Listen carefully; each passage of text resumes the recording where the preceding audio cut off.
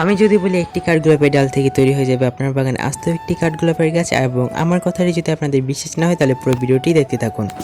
কাঠগোলাপের গাছ তৈরি করার জন্য আপনাদের জন্য প্রয়োজন হবে একটি কাঠগোলাপের ডাল, এবং সেই ডালটাকে কিছুদিন শুকিয়ে নেওয়ার পর এইভাবে হলুদ গুঁড়ো লাগিয়ে নেবেন।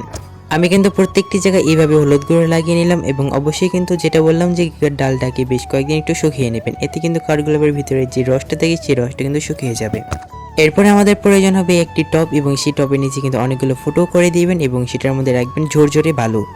এবং এই বালুতে কোনো কিছুই দিতে হবে না, শুধু ঝরঝরে বালু হলেই চলবে। এবং আপনারা চাইলে কিন্তু এটার মধ্যে হলুদ গুঁড়ো মিশিয়ে দিতে পারেন ফাঙ্গিসাইড হিসেবে।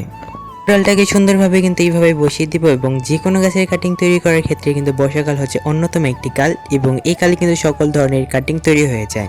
তাহলে আর করবেন না দেরি, এখন একটি কাঠগোলাপের ডাল সংগ্রহ করুন বা যে কোনো গাছের ডাল সংগ্রহ করে এখনই বসিয়ে দিন একই প্রক্রিয়ায়।